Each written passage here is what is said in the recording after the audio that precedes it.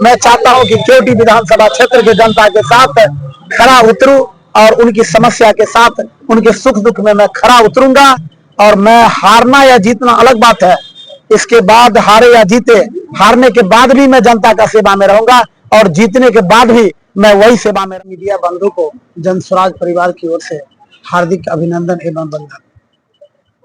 आज 35 वर्षों के बाद पहली बार मुझे ऐसा आभास हो रहा है कि केवटी के मतदाता बंधु को, बड़े बुजुर्गों को, माता बहनों को एक विकल्प के रूप में अवसर मिला है, जो कि एक स्वच्छ पार्टी, जिस पर आज तक विगत 3 साल से जिस तरह से जन स्वराज पार्टी पूरे बिहार में एक एक गली में, एक एक मोहल्लों में घूम करके जन स्वराज के अभियान को आगे बढ़ाने के लिए आज चुनाव मैदान में है, वो भी 243 विधानसभा सीट पर अपने चुनावी कैंडिडेट उतारे हैं।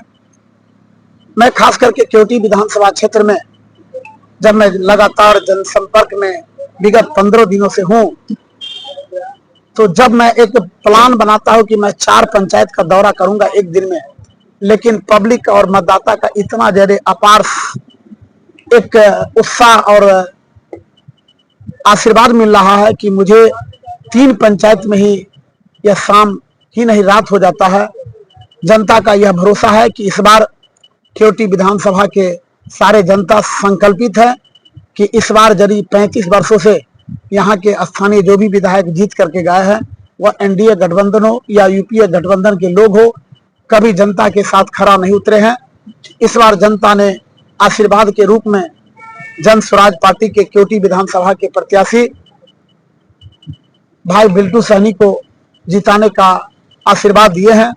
मैं गदगद हूं यहाँ के जनता को, यहाँ के शुभकामना और आशीर्वाद को देख करके मैं ईश्वर से प्रार्थना करता हूं कि यदि मुझे शक्ति मिले चुनाव मैदान के बाद, चुनाव जीतने के बाद, तो मैं चाहता हूं कि 35 वर्षों के इतिहास को मैं इस बिहार में इस केवटी विधानसभा का नाम रोशन करूंगा और जनता के साथ खरा उतरूंगा, जनता के भावनाओं के साथ मैं खरा उतरूंगा।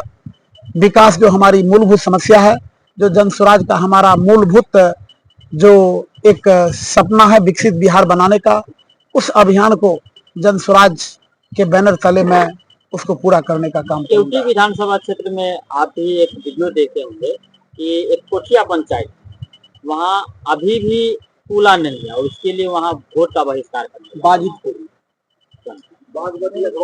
सर, मैं जहां भी गया हूं, लोगों को इतना भरोसा इस बार जन स्वराज पर जरूर है कि वह हम अपनी जो आवश्यक समस्या है उसके बारे में अवगत करा रहे हैं। और मेरे साथ जो चलने वाले हमारे कार्यकर्ता, हमारे समर्थक है, एक एक बिंदु पर सिलसिलेवार रूप में, पैनल के रूप में उसको इंडिकेट करते हैं। और मैं लोगों को आश्वासन दिलवाता हूं कि जिस तरह से आप विश्वास कर रहे हैं जन स्वराज पार्टी पर, हम प्राथमिकता के आधार पर उस काम को सबसे पहले पूरा करेंगे। केवल मैं ही नहीं, जन स्वराज पार्टी ये संकल्प लिए हैं कि मैं बिहार की बदहाल व्यवस्था को दूर करूंगा और उसमें सामूहिक प्रयास पूरे बिहार के लोगों का चाहिए।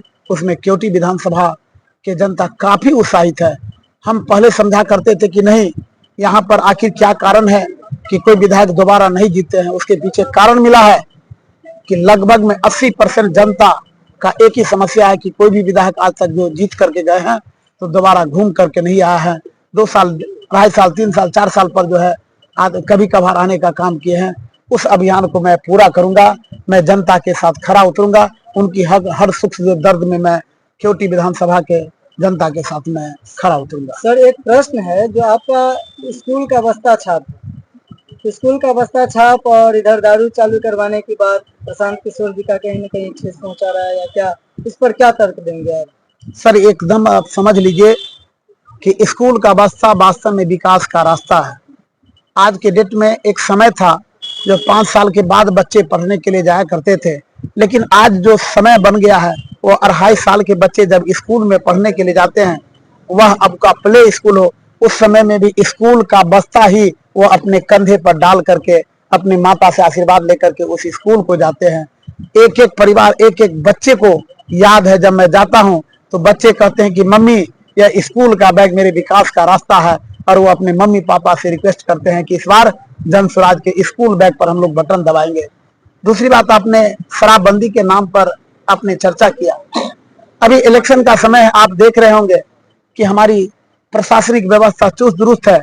चप्पे चप्पे पर हमारा प्रशासनिक व्यवस्था भरा हुआ है। एक भी मोटरसाइकिल इधर उधर या चार चक्का इधर उधर करने का काम नहीं करते। एक्यूरेंस थोड़ा सा कम गया। आखिर इलेक्शन समय में क्यों? यह भी तो बिहार की सरकार है। बिहार की सरकार नाकामयाब हो गए थे, इसके चलते हमारी विधि व्यवस्था गड़बड़ हो गया था। ऐसा यदि बात रहता तो बिहार से बाहर शराब बंद है, शराब चालू है, क्या वहां पर विकास नहीं हो पाता है? लेकिन उस बंद के नाम पर सरकार करोड़ों खरबों रुपया का हमारा बिहार का आर्थिक स्थिति का हनन कर रहे हैं, चूंकि वह विधि व्यवस्था में नाकामयाब है।